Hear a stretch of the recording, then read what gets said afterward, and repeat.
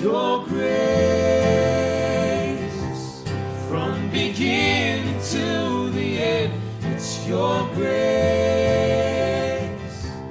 We will never comprehend why you drew the ones who ran from you. What can we do but offer you praise? Tengan presente el Salmo 67. Como les dije, va a ser uno de los textos que vamos a estar meditando en esta mañana. Básicamente nos encontramos ya en la prédica 18 en esta serie que comenzamos de defender y proclamar el Evangelio. Hemos terminado de estudiar la persona y obra de Cristo en 6 mensajes. Y básicamente lo que vamos a estudiar a partir de hoy en adelante, lo que hoy vamos a ver es una introducción. Vamos a estar estudiando acerca de lo que la palabra enseña de lo que es la iglesia, su naturaleza y su propósito, pero esto nos va a llevar a considerar al cristiano, esto quiere decir la naturaleza del cristiano y su propósito, y por implicación esto nos lleva también a considerar el plan eterno de Dios, ¿sí? Para entender el plan eterno de Dios, o mejor dicho, para entender el rol de la iglesia y el rol del cristiano, tenemos que tener en claro qué es lo que Dios dice desde una eternidad a una eternidad. ¿Cuál es el propósito de Dios al crear el mundo, al crear la iglesia, al crear nuestras vidas? ¿Sí? Entonces, básicamente a lo largo tanto de este mensaje como los que van a venir, vamos a estar estudiando a la iglesia y vamos a estar viendo nuestro rol como iglesia, ¿sí? Siempre menciono esto, la iglesia no es una institución, no son los edificios, no son las paredes, sino que son justamente personas. Entonces, cuando hablamos de la iglesia, estamos hablando de las personas, ¿sí? O sea, estamos hablando de nosotros y de nuestro rol como cristianos. Pero debo hacer algunas consideraciones iniciales.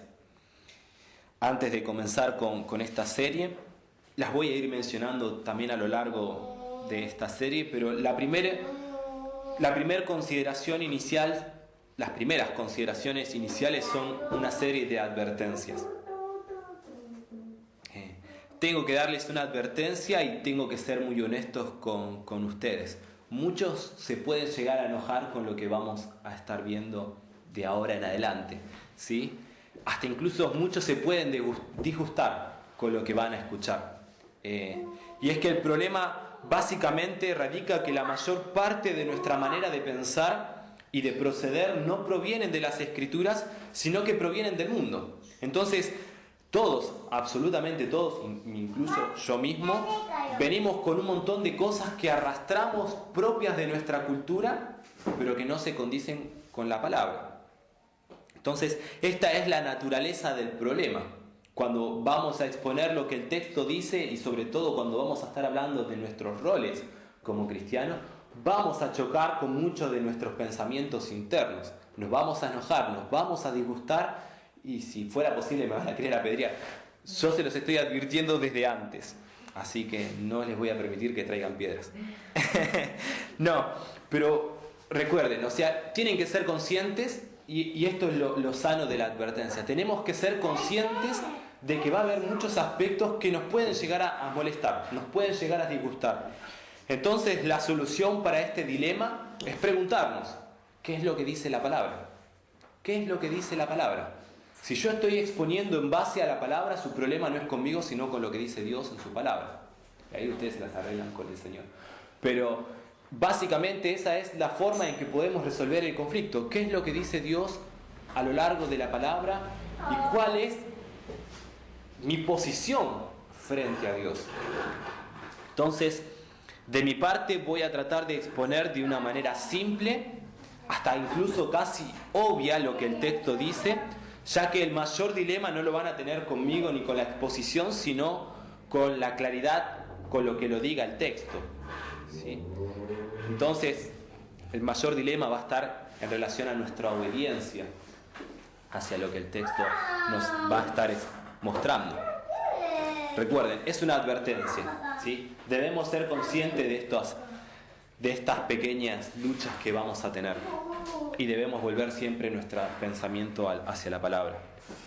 La segunda advertencia es que no es tanto una... Sí, bueno, es una advertencia.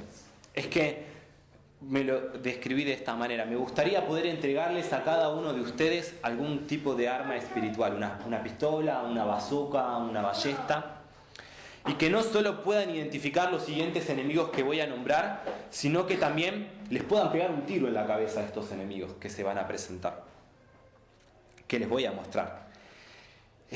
Les aviso, son enemigos muy escurridizos y tendrán no solamente que tener el arma cargada, sino que van a tener que también estar en una posición de defensa y una posición de alerta. Si yo les pudiera dar un arma física, tendrían que estar con el arma cargada y en una posición de alerta frente a estos enemigos que les voy a describir. Y estos enemigos los he titulado con diferentes nombres, pero básicamente no quiere ser explícito, sino que tiene que ver con la idea que estos enemigos presentan. El primer enemigo, al que le tendrían que pegar un tiro en el medio de la frente, es uno que se presenta de una manera muy sutil y dice: esto yo no lo puedo aplicar. El segundo: yo tengo mis tiempos. El tercero: todavía no sé lo suficiente acerca de las Escrituras. El cuarto: tengo mis limitaciones, tengo mis pecados. El quinto: esto es solo para los ministros o solo para algunas personas especiales. El sexto: si alguno lo puede aplicar, bien por él, yo me manejo en una indiferencia. Y el séptimo: tengo otras prioridades. Les recuerdo, son enemigos, son muy escurridizos y hasta algunos de ellos son expertos en el camuflaje y hasta suelen incluso vestirse de piedad. Muchos de estos enemigos suelen disfrazarse y vestirse de piedad. Otros son expertos en el arte del infiltrarse y hasta se han convertido en nuestros mejores amigos y consejeros, por lo cual dispararles sería un acto mismo de traición. ¿Sí? Recuerden, son enemigos, son una advertencia, nos vamos a encontrar con diferentes pensamientos que van a enojar nuestra manera de pensar, vamos a ser confrontados. Deberíamos tener todas estas armas dispuestas a dispararle a cada una de estos enemigos que se presentan, ¿sí? Y para la mayoría, y incluso yo mismo, no estoy exento a esto, no es que me presento por fuera de esto, yo mismo estoy luchando también con estos aspectos. Muchos de estos enemigos se han infiltrado tan adentro de nuestras vidas que dispararles es un acto de traición. Los miramos y decimos: es mi amigo de toda la vida, ¿cómo le puedo pegar un tiro en la cabeza? O por otro lado, tengo que advertirles, no estuve viendo películas acerca de la guerra ni nada por el estilo, simplemente es una forma de poder animarlos en estas series de consideraciones iniciales. La tercera consideración inicial es que no hay mayor gozo para el cristiano que estar alineado con la voluntad del Padre. Nosotros vemos esto en el ministerio de Cristo. Jesús mismo, a la hora de estar, por ejemplo, frente al Getsemaní, a la hora de sufrir la angustia más terrible, el peso más pesado, hasta incluso ser tentado él mismo de que si fuera posible corriera esa copa, el hacer la voluntad del Padre es lo que llenaba el corazón de Cristo. Por ende, para nosotros, el ser conformados, el alinearnos a la voluntad del Padre, vamos a experimentar, mejor dicho, en nuestras vidas, una serie de gozos y de delicias en Cristo de la cual no hemos conocido hasta ahora. El movernos nos llevará de gozo. En el proceso podemos ver cómo el Señor nos corrige y hasta incluso nos discipline. Pero después producirá fruto apacible de gozo, de justicia, dice Hebreos, a los que en ellas han sido ejercitados. Entonces, como congregación nos estamos exponiendo a esta serie de enseñanzas. Como congregación vamos a ser exhortados y como congregación también vamos a gozarnos. ¿Sí? En cuarto lugar, hay que tener mucho celo cuando hablamos de la iglesia. La iglesia no es un juego, ¿sí? ni mucho menos algo que la mente humana pueda diseñar a su gusto. Estamos hablando ni más ni menos acerca de la novia de Cristo. Cuando hablamos de la iglesia estamos hablando de la novia de Cristo. Entonces debemos recuperar un celo por la iglesia. Y no me refiero a tener una actitud hiriente hacia aquellos que tienen una visión distorsionada. No es esta la intención, sino cuando me refiero al celo por la iglesia, me estoy refiriendo a un celo por su propósito, su llamado y en una perspectiva más personal, mi rol dentro de la misma. Es muy fácil hablar acerca de las distorsiones de otros, pero difícil es amoldar la vida de uno en obediencia a la palabra, caminar y morir por ella. ¿Sí? Es muy fácil pararnos desde una vereda y estar exhortando hacia afuera diciendo: estos son todos los errores, estos son todas las faltas que tienen al no ser una iglesia, al no estar considerando aspectos que la palabra misma enseña. Es muy fácil pararse desde esa vereda.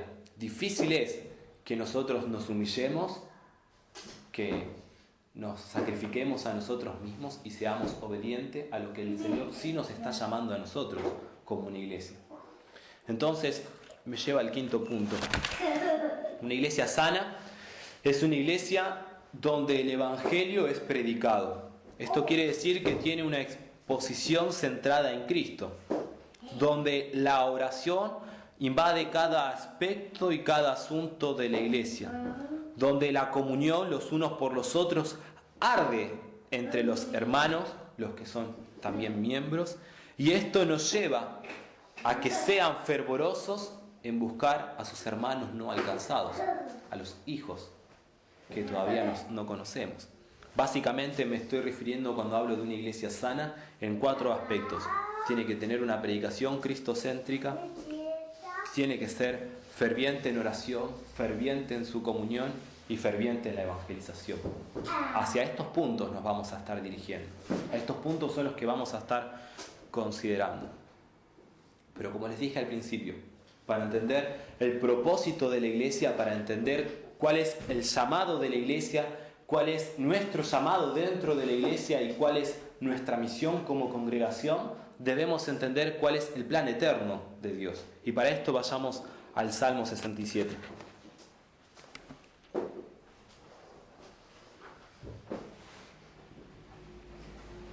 Dice el Salmo 67: Dios tenga misericordia de nosotros y nos bendiga. Haga resplandecer su rostro sobre nosotros para que sea conocido en la tierra tu camino, en todas las naciones tu salvación. Te alaben los pueblos, oh Dios, todos los pueblos te alaben. Alégrense y gócense las naciones, porque juzgarás los pueblos con equidad y pastorearás las naciones en la tierra. Te alaben los pueblos, oh Dios, todos los pueblos te alaben. La tierra dará su fruto, nos bendecirá Dios, el Dios nuestro. Bendíganos Dios y témalo todos los términos de la tierra. Vamos a orar. Señor amado, Padre, en esta mañana, Señor, me presento delante de mis hermanos, Señor, y delante de toda la congregación, Señor, temblando, Padre.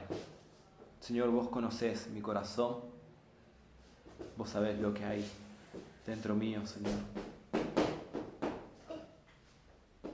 Señor, también conocés lo que hay en cada uno de los corazones de mis hermanos, Señor, de los que están aquí presentes. Vos conocés, Señor, dice tu palabra, hasta el más íntimo de sus pensamientos. Oh, Señor, te ruego que nos capacites, Señor. Nos capacites para que con humildad, Señor, con mansedumbre, humillados, contritos, Señor, busquemos en tu palabra, Señor. Señor, te ruego, Padre, que el velo sea quitado de nuestra mente, de nuestros ojos. Señor, y el propósito de este mensaje, Señor, es que podamos ver a tu Hijo, precioso, sublime, hermoso. Oh, Señor, con la gloria que tiene, Señor. Oh, Señor, si pudiéramos en esta mañana contemplar, aunque sea un mínimo aspecto de su gloria, nuestras vidas serían profundamente trastornadas, Señor, profundamente transformadas. El pecado perdería sabor, Señor. Las tentaciones que el mundo nos ofrece serían nada comparado a Cristo.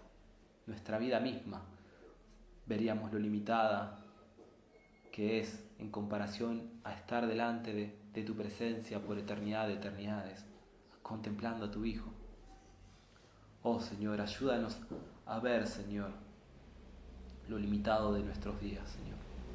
Ayúdanos a comprender, Señor, que nuestra vida es sumo, Señor, que somos pasajeros, que somos peregrinos, que nada vamos a llevarnos, Señor, de este lado de la eternidad.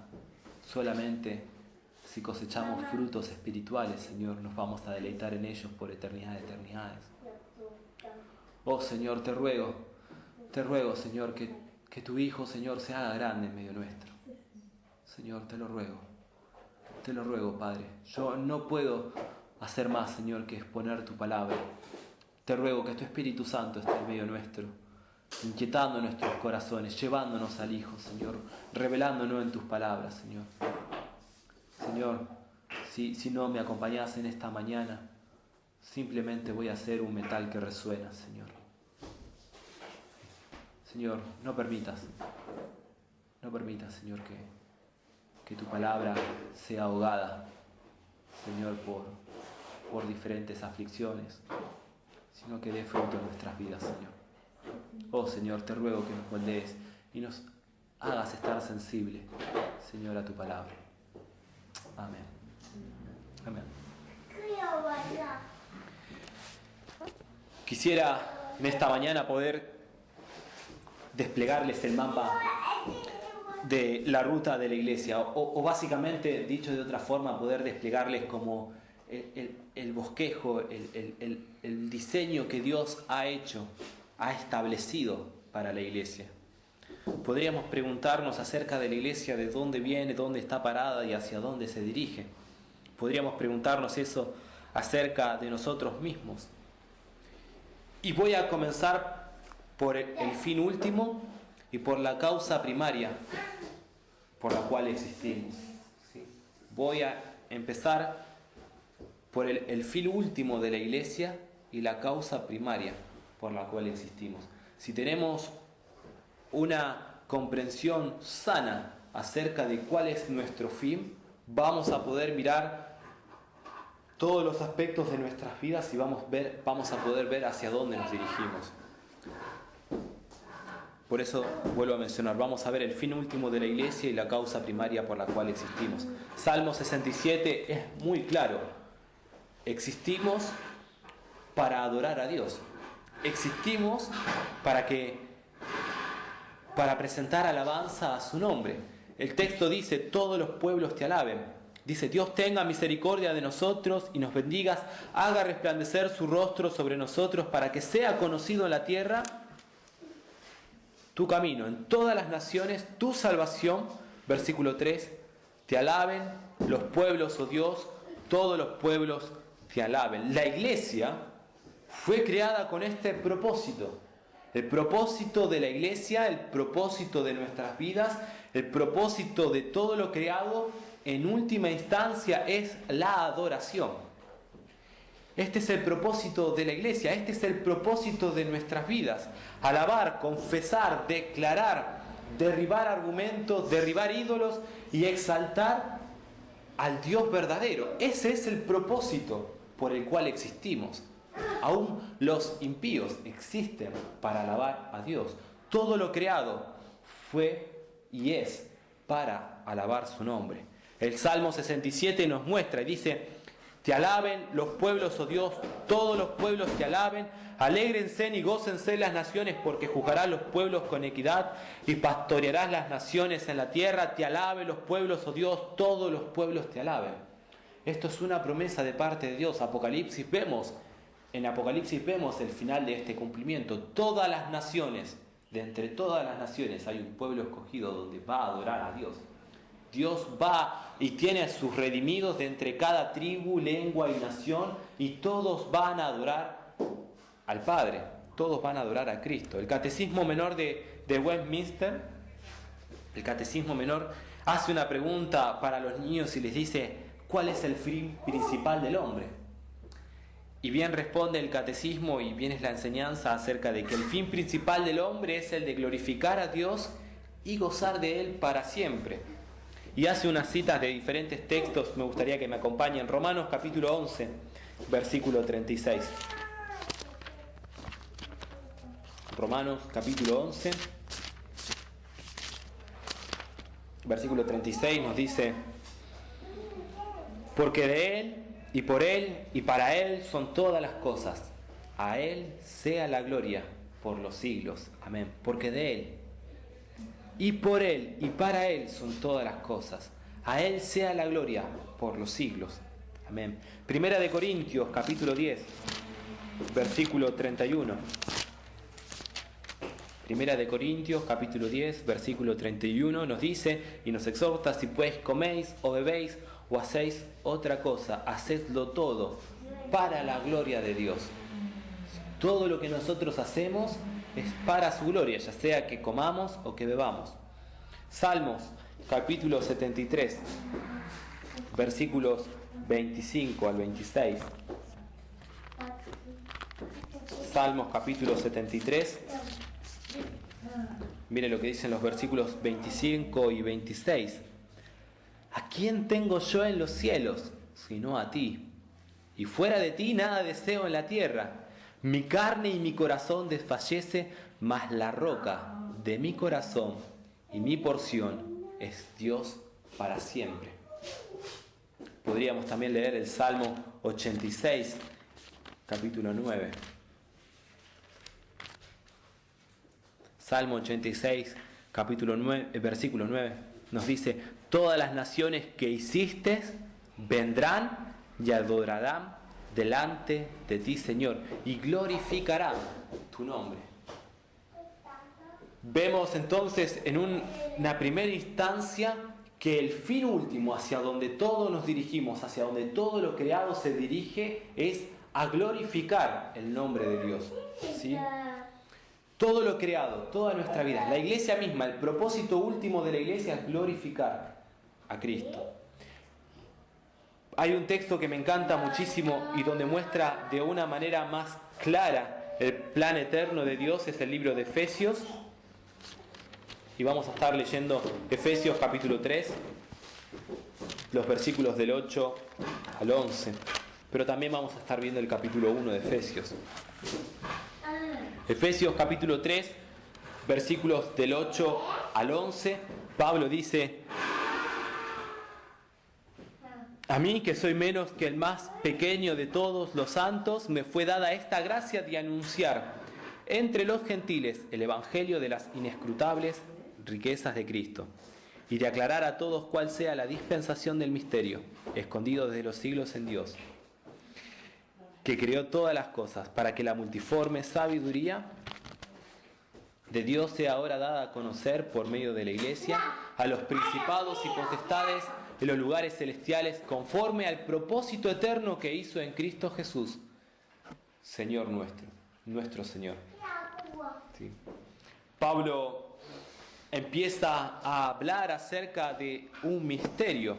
Dice en el versículo 8: a mí, que soy menos que el más pequeño de todos los santos, me fue dada esta gracia de anunciar entre los gentiles el evangelio de las inescrutables riquezas de Cristo. Pablo, cuando habla acerca del evangelio de Jesucristo, lo define como algo inescrutable. Sin embargo, en el versículo 9 menciona que el propósito por el cual Pablo fue comisionado es de aclarar estas inescrutables riquezas en Cristo. Dijimos entonces, el propósito final de la iglesia, el fin último de la iglesia y la causa primaria por la cual existe es el adorar a Dios el Padre, adorar a Cristo, ¿sí? Pablo ahora nos menciona que él fue comisionado para revelar este plan eterno de Dios, estas inescrutables riquezas de Cristo, y de aclarar a todos cuál sea la dispensación del misterio escondido desde los siglos en Dios, que creó todas las cosas.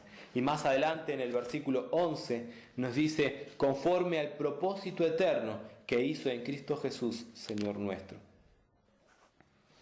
Cuando Pablo hace esta aclaración de aclarar en el versículo 9, Pablo tiene en mente, o en el texto griego se refiere a iluminar, o sea, la luz de las tinieblas deben ser corridas, ¿sí? Anteriormente, Pablo menciona en los versículos del 3 al 5 del capítulo 3, dice que por revelación me fue declarado el misterio, como antes lo he escrito brevemente, leyendo lo cual podéis entender cuál sea mi conocimiento en el misterio de Cristo. Misterio que en otras generaciones no se dio a conocer a los hijos de los hombres, como ahora es revelado a sus santos apóstoles y profetas por el Espíritu. Pablo hace esta aclaración. Dice, a mí me fue comisionado el aclarar las inescrutables riquezas de Cristo, misterio que en otro tiempo no fue dado a conocer, y Pablo lo ha recibido por revelación. A Pablo se le ha quitado un velo, se le ha corrido el velo, las tinieblas han sido quitadas, y ahora el velo que ya no está, le muestra a Cristo y estas inescrutables riquezas de Cristo. El misterio es revelado en el Nuevo Testamento y Pablo ahora nos está aclarando. Cuando la palabra se refiere a misterio, tenemos que entender que es una verdad que Dios mantuvo oculta en otras generaciones, pero que ahora la da a conocer por medio de su revelación. Antes, en el Antiguo Testamento, nosotros encontramos los salmos. Todos los pueblos van a adorar a Dios, pero no podían ver de qué manera llevaba esa adoración. Proverbios tiene una inclinación y dice, bueno, aún los pecadores están puestos para glorificar a Dios, pero no pueden entender de qué manera cabalmente Dios va a juzgar con equidad. ¿Sí? ¿Por qué? Porque la revelación, Dios tenía, en cierta forma, el misterio todavía no había sido resuelto. Dios estaba mostrando esta verdad en el Antiguo Testamento, en el Antiguo Pacto, pero todavía no la había dado a conocer cabalmente. Los judíos leían que incluso los gentiles mismos eran coherederos de la gracia, pero no entendían cómo. Ellos sabían que el Mesías, como habíamos estudiado la semana pasada, y todo este tiempo, ellos eran conscientes de que las ofrendas por la expiación de sus pecados no eran suficientes. Ellos eran continuamente refrescados, o mejor dicho, se tenían que recordar continuamente que sus ofrendas no eran perfectas. Todos los años tenían que venir a ofrecer el mismo sacrificio por sus pecados. Un chico desde la edad de Samuel, incluso más chicos, participaban todos los años, año tras año, en un sacrificio donde un animal inocente era desgarrado delante de toda la congregación, y le enseñaban a la edad de Samuel, diciéndole, por causa de tu pecado, de tu maldad, este animal sufre, este animal tiene que ser cortado, y otro cordero tenía que ser echado fuera de la congregación, representando que Dios cargaba en este animal los pecados del pueblo por el cual debía ser destruido, y estos pecados eran echados fuera de la congregación, pero eran insuficientes. Ellos mismos eran conscientes de que eso no bastaba. Todos los años tenían que presentar estas ofrendas. Ellos estaban expectantes. Dios va a obrar con equidad. Dios va a obrar con justicia. Vamos a alabar la misericordia. Dios tenga misericordia sobre nosotros y nos bendiga. Dios va a obrar en misericordia. Todos los pueblos van a alabar la misericordia de Dios. ¿Pero cuál es? Le preguntamos a alguien en el Antiguo Testamento. Aún no lo podemos ver, el cuadro no nos está revelado. Pablo dice ahora, este cuadro que era verdad en su contexto, que mostraba la verdad de Dios, ahora es quitado el velo y podemos ver claramente. ¿Sí? Y es por medio de Cristo que el velo es quitado. Y es por medio de revelación que el Padre ahora lo da a conocer. Dios tiene que dar revelación para que este misterio sea descubierto, para que el velo sea quitado. Pablo también nos hace mención acerca de, en el versículo 9, y de aclarar a todos cuál sea la dispensación del misterio, escondido desde los siglos en Dios que creó todas las cosas. Cuando hablamos de dispensación, no se está refiriendo a un periodo de tiempo ni a una época, es un modo de tratar o una disposición o una administración de los asuntos. Viene de la palabra del griego economía, que se traduce también como mayordomo. Entonces lo que estamos diciendo que es un programa ya determinado que en el tiempo es siempre gobernado por Dios. Dios siempre estuvo al control, siendo como mayordomo en esta revelación, ¿sí? No es un periodo en el cual se pone a prueba al hombre, el hombre fracasa y vuelve a presentarse otra administración. Dios siempre estuvo al control de esta revelación. Entonces, si pasamos un poco más adelante a Efesios capítulo 3:11, nos dice que el propósito eterno lo hizo en Cristo Jesús, nuestro Señor. Pero ¿cuál es este propósito? ¿Qué es lo que se está refiriendo Pablo? ¿Cómo es que vamos a llegar a este fin último, que es la adoración? Tenemos que ir a Efesios capítulo 1, versículo 9. Pablo ahora explica a los creyentes de Éfeso, dice, dándonos a conocer el misterio. Acuérdense de esta palabra misterio, lo que ahora está siendo revelado. El misterio de su voluntad, según su beneplácito, el cual se había propuesto en sí mismo de reunir todas las cosas en Cristo, la dispensación del cumplimiento de los tiempos, así las que están en los cielos como las que están en la tierra. Pablo nos dice la revelación que Dios da a conocer y dice, versículo 9, dándonos a conocer el misterio de su voluntad según su beneplácito. Pablo es muy enérgico, muy enfático nuestro. Dios no necesita de nuestra aprobación para dar a conocer su voluntad. Él la da por sí mismo, Él la está revelando, Él es el que se está dando a conocer, Él es el que está quitando el misterio, Él es el que está obrando. No hay nada exterior a Él que no sea en sí mismo lo que Él se había propuesto desde una eternidad pasada. Toda esta serie de eventos que vamos a descubrir ahora es su beneplácito, es su voluntad, y es por su voluntad que Él nos está mostrando cuál es este misterio. Pablo también nos menciona, Él se había propuesto en sí mismo. ¿Qué es lo que se había propuesto? Versículo 10, de reunir todas las cosas en Cristo, en la dispensación del cumplimiento de los tiempos. Según su beneplácito, Dios se había propuesto de reunir todas las cosas en Cristo. Ahora, si hacemos un pensamiento más sano, si tenemos que hablar de reunir todas las cosas en Cristo es porque en algún momento han perdido su unión. Básicamente la palabra reunir es volver a unir, pero en el griego, en el texto griego es mucho más profundo la implicación. Esto lo aprendí hace poco. La palabra griega es anakephalaiosastai, ¿sí? Es la palabra que se traduce como reunir. Es una palabra compuesta de 3 partes.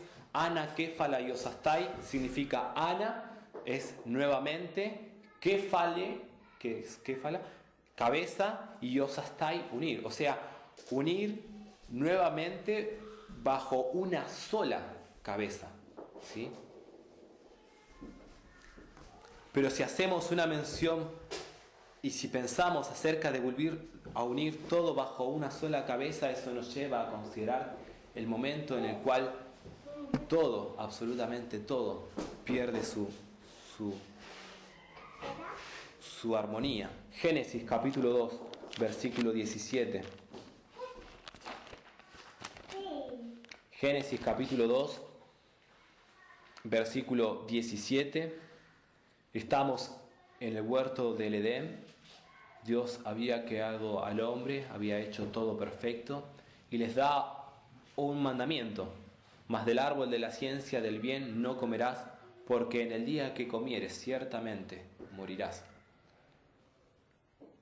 Dios tiene al hombre perfecto delante de su presencia y le dice: podés disfrutar de todo menos del árbol de la ciencia del bien y del mal no comerás, porque el día que comieres de él morirás.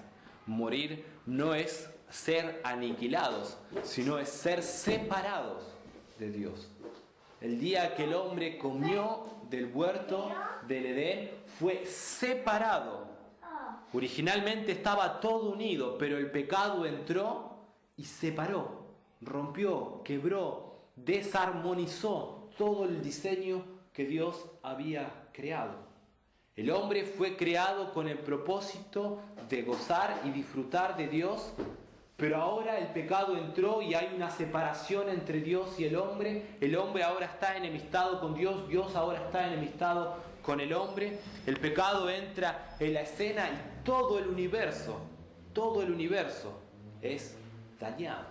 Dicho de otro modo, cuando hablamos del pecado, siempre menciono esto, cuando hablamos de la distorsión del pecado en el ser humano, es como si nosotros tuviéramos una llave, ¿sí?, que tiene un fin, que es el de abrir una cerradura. Lo que hace el pecado es agarrar como si fuese un martillo y perder toda la forma original al punto tal de que ya no puede cumplir con ese propósito por el cual fue creada. La llave, en este caso, abrir la cerradura, ¿sí? Perdió, el pecado trastornó de tal forma que ha perdido su estado original. Eso es lo que el pecado hizo con el universo, no solamente con nuestras vidas. Distorsionó todo lo creado. Todo el universo fue dañado por causa del pecado. El pecado trasciende absolutamente todo. Nosotros esto lo vemos entre las enemistades que incluso hay en todas las esferas. En la tierra misma, dice Pablo, gime por causa de la redención.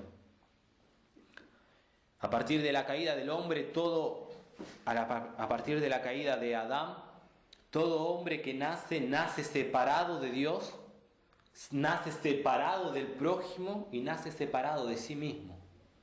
Esto lo vemos en absolutamente todas las personas. El pecado ahora ha trascendido de manera a una escala impresionante. Entonces, acá empezamos a entender un poco más el rol de la iglesia. El plan eterno de Dios es de reunir todas las cosas bajo una cabeza, ¿sí? Seguimos en Efesios, capítulo 2, y vamos a leer de los versículos del 19 al 23.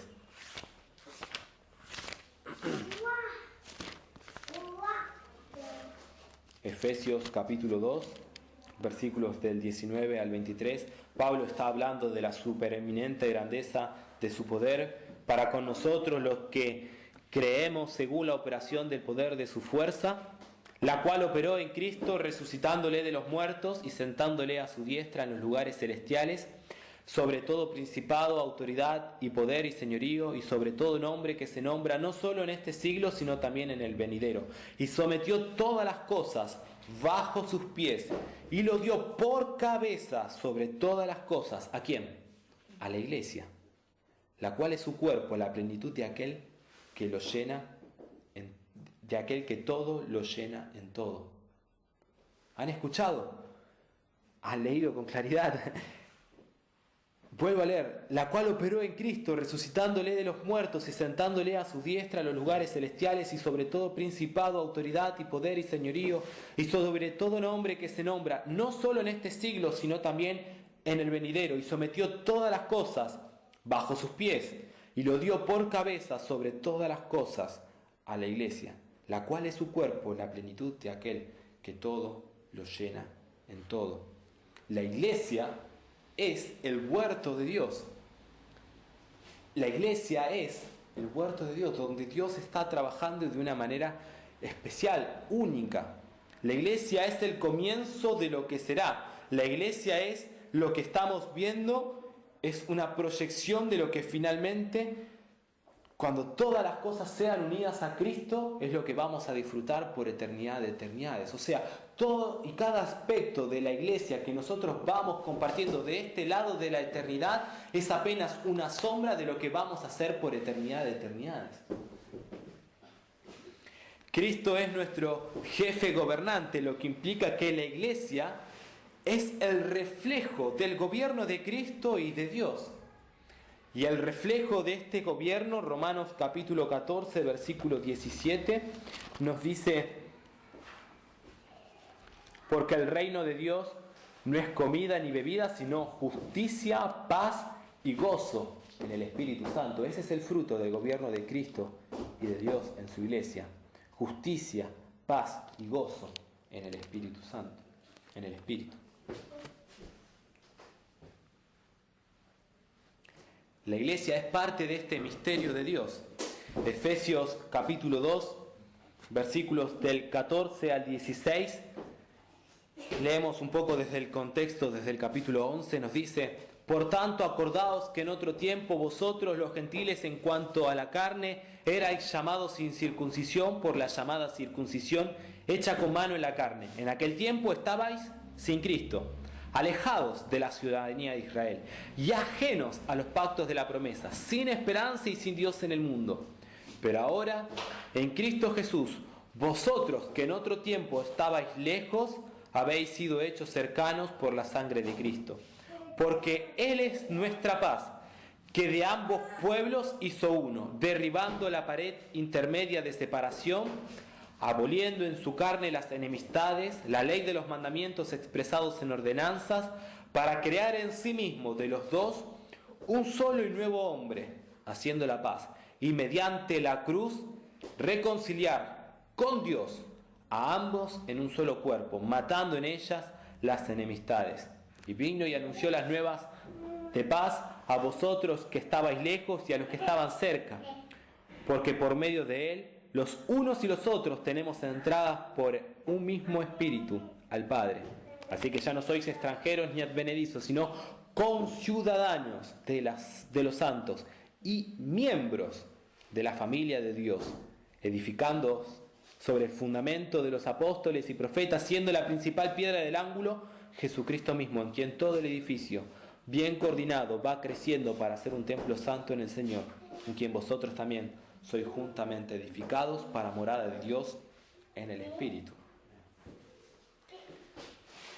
Dios desplegó un plan eterno de este misterio que Pablo ahora nos está revelando, que vemos en profundidad en capítulo 1, versículo 9, que es reunir todas las cosas en Cristo. La iglesia está puesta como cabeza, o como también podemos decir como una sombra o como un aspecto de lo que Dios va a hacer finalmente al final de los tiempos, valga la redundancia, ¿sí? La iglesia es como el huerto del Edén, donde Dios está trabajando con cada uno de nosotros para reflejar al mundo lo que Dios está haciendo, reconciliar. Miren, los gentiles y los judíos eran pueblos enemistados, ellos no podían adorar en el mismo lugar. Había una pared intermedia, un muro alto que separaba el atrio de los gentiles del atrio de los judíos. Los gentiles no podían adorar al Dios verdadero, había una pared que estaba separando. Pablo menciona esa pared y dice: eso ya no está. Cristo en sí mismo los hizo uno. Ya no sois judíos ni gentiles, ahora son de Cristo. Ya no hay esta separación. Ustedes han sido unidos a una cabeza. Este plan eterno de Dios de reunir todas las cosas creadas en el mundo, unirlas a Cristo, la iglesia es la primera demostración de esto. La iglesia es la prueba fehaciente de que Dios está reconciliando consigo y está poniendo todo bajo la misma cabeza, bajo el gobierno de Cristo. La iglesia, como les dije antes, es el comienzo de lo que será en el fin. La iglesia es el reflejo de la reconciliación de nosotros con Dios, de nosotros con nuestros prójimos y de nosotros con nosotros mismos. ¿Sí? Es lo que el pecado había dañado en un primer momento de nuestra relación con Dios, con el prójimo y con nosotros mismos. Ahora en Cristo y bajo el gobierno de la iglesia nosotros estamos viendo cómo Dios nos ha reconciliado consigo mismo, cómo nosotros hemos sido ahora reconciliados con nuestro prójimo, porque ya no hay una división, ya no somos extranjeros ni advenedizos, sino que somos conciudadanos y miembros de la misma familia. Ya no hay división, ya no hay algo que estuviéramos por el cual discutir o pelear con nuestro prójimo. Ahora los amamos porque son parte de nuestra misma familia y al mismo tiempo a nosotros mismos, en cuanto matando las enemistades que teníamos de manera interna. Colosenses, capítulo 1.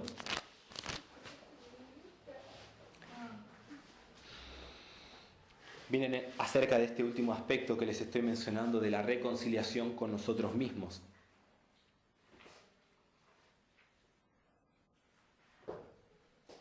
Colosenses capítulo 1, versículo 21. Y vosotros también, que erais en otro tiempo extraños y enemigos, ¿en qué área? vuestra mente. ¿Qué ha sucedido? Haciendo malas obras, ahora os ha reconciliado. El aspecto de la reconciliación con Dios llega hasta lo más profundo de nuestro ser. Lo hemos estudiado en la regeneración, ¿sí? Pero Dios ha obrado en nuestra mente y ha matado las enemistades que había en nuestras mentes y ahora nos ha reconciliado con Dios. Ya no estamos obrando mal, nuestra mente ya no nos lleva a obrar de mala manera, sino que ahora nuestra mente que ha sido reconciliada nos lleva a obrar en frutos dignos de nuestra posición. ¿Sí? La iglesia es el fruto de los dolores de parto de Cristo en la cruz. Es lo que Cristo compró. Más adelante en Colosenses capítulo 1, versículos 19 al 22, y les leo también el pasaje paralelo o la misma idea en Efesios capítulo 1, versículo 10. Dice, de reunir todas las cosas en Cristo en la dispensación del cumplimiento de los tiempos. Estoy leyendo Efesios capítulo 1, 10. Así las que están en los cielos como las que están en la tierra.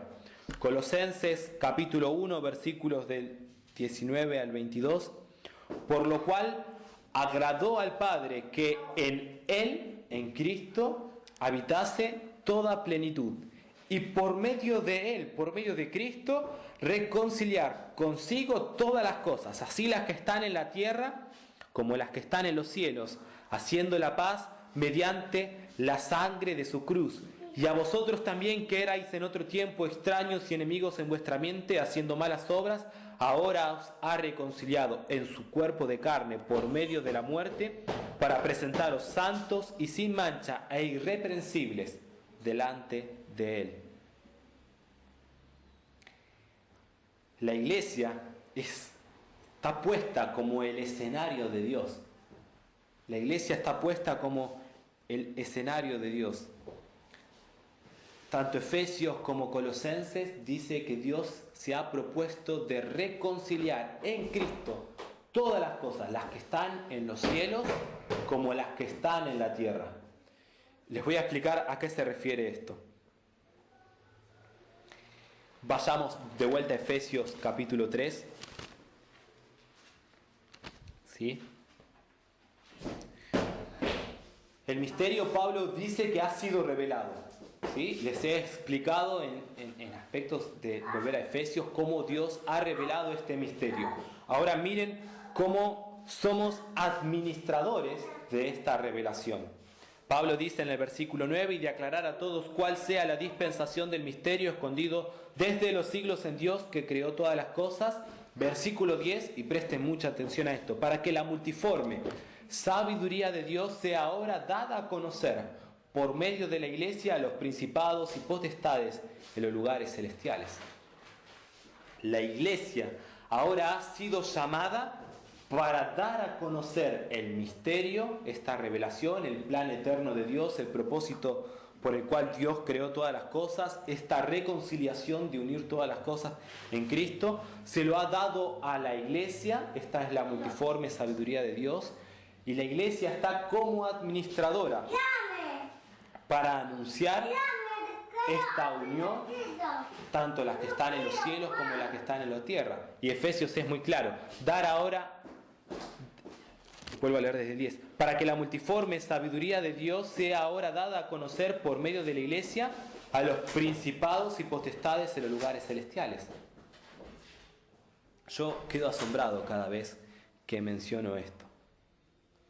Y deberíamos tener todos asombros al mencionar esto. En primer lugar, nosotros éramos enemigos de los ángeles. Los ángeles nos ven al ser humano caído, cómo ha pisoteado la gracia de Dios, cómo ha pisoteado el amor del Padre. Los ve y hay una enemistad. Había una enemistad. Efesios y Colosenses nos muestra que ahora en Cristo tanto las potestades celestiales como las que están en la tierra han sido reconciliadas. Pero Efesios avanza un poco más, Pablo avanza un poco más acerca de esto y dice que la iglesia está llamada a dar a conocer la multiforme sabiduría de Dios a los principados y potestades en los lugares celestiales. Yo siempre me hago una pregunta: ¿por qué criaturas tan viles y miserables como nosotros están comisionadas a revelar este plan eterno?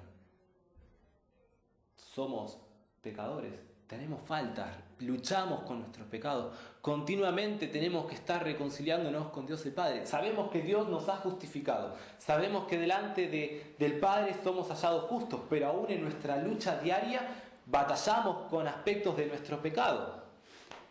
¿Por qué este plan eterno es dado a conocer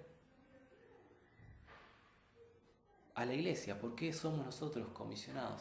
Hay algo que los ángeles no saben, hay algo que los ángeles nunca van a poder decir. Salmo 67 nos dice: Dios tenga misericordia de nosotros y nos bendiga, haga resplandecer su rostro sobre nosotros para que todos los pueblos te alaben. Algo que los ángeles nunca van a poder cantar, algo que nunca van a poder decir, porque Dios tuvo misericordia de nosotros y nos bendijo en Cristo. Efesios capítulo 5, los ángeles no van a poder cantar acerca de esto. Efesios capítulo 5, versículo 25, Pablo hace una relación: maridos, amad a vuestras mujeres, así como Cristo amó a la iglesia y se entregó a sí mismo por ella.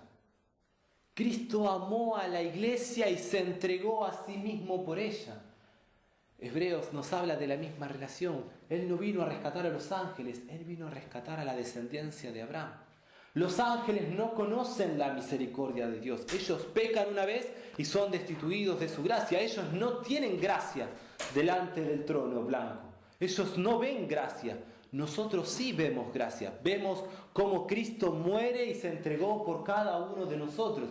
Y nosotros podemos cantar y expresar diferentes alabanzas acerca de lo que significa que la gracia de Cristo nos ha redimido, que la gracia nos ha comprado. Otro aspecto de la enseñanza es que, miren, yo hace un tiempo caí en esta realidad y por un lado me llené de gozo y por otro lado me llené de pánico. ¿Qué sucede cuando la iglesia se congrega? ¿Qué sucede cuando la iglesia se congrega? Lo pude describir más o menos en estas palabras. Cuando la iglesia se congrega, hay un gozo en los cielos. Hay una alegría en los cielos que es inexplicable. ¿Por qué? Porque Dios Padre ve con agrado al Hijo. Dice: esa es tu novia.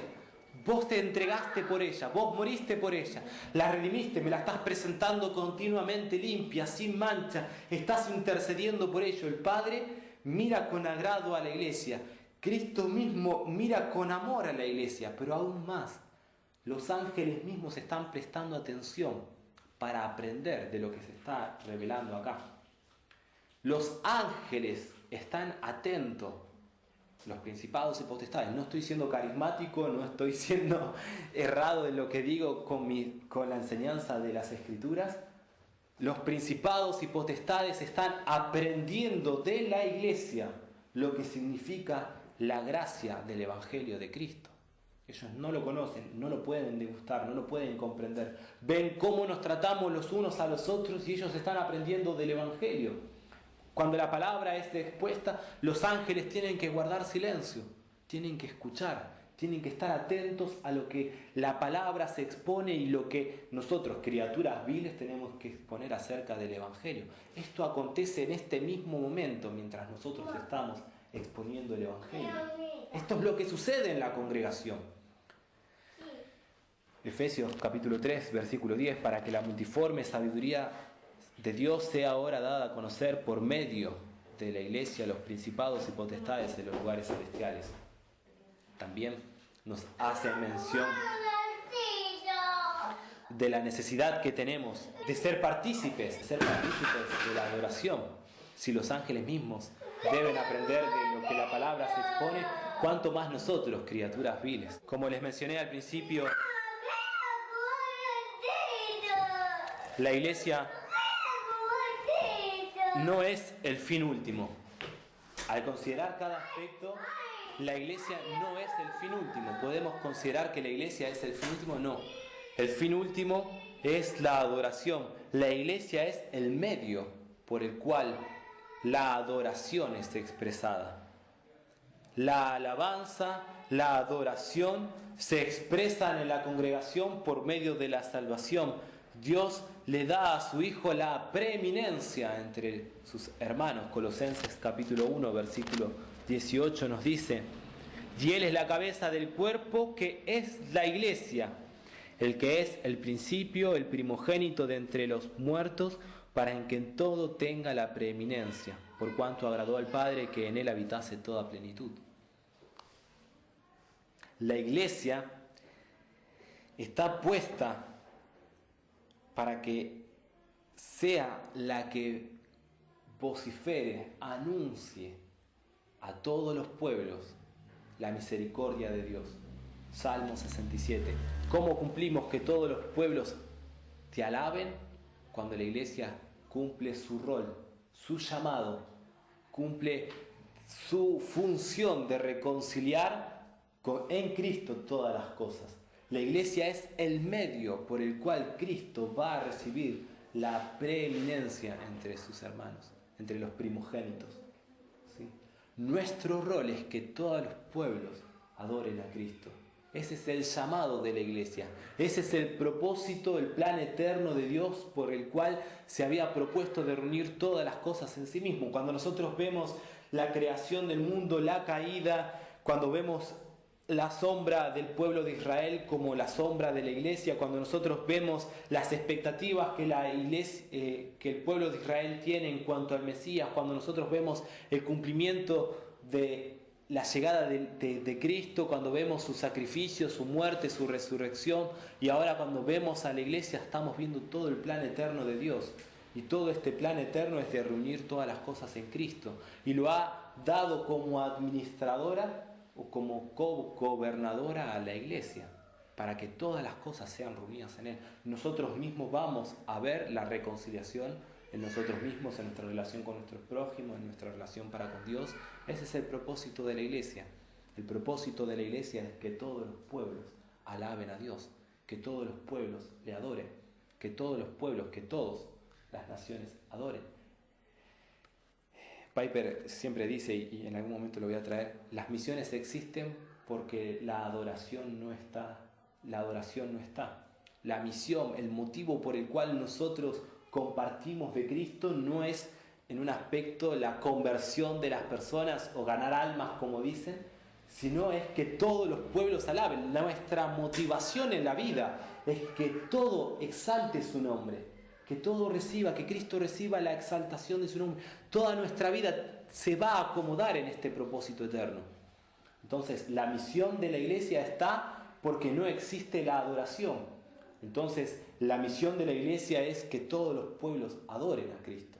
Nuestra vida está conformada para que adore a Cristo. ¿Sí? Vamos a seguir meditando en esto y vamos a profundizar aún mucho más. Le dije hoy iba a hacer una introducción acerca de esto. Y vamos a profundizar cada vez más y más en el aspecto de lo que es el llamado de la iglesia y nuestros roles como cristianos. El propósito de la iglesia, su llamado y nuestro propósito y nuestro llamado. ¿Sí? Tengan presente lo que les mencioné a lo largo de la semana acerca de las luchas, acerca de los enemigos que puedan estar apareciendo. Hoy fui más leve porque simplemente fui un poco más doctrinal la enseñanza. Cuando pasemos a las aplicaciones más cotidianas, ahí vamos a empezar a tener más luchas, así que estemos orando por esto. ¿Sí? Oramos. It's your grace from beginning to the end. It's your grace. We will never comprehend why you drew the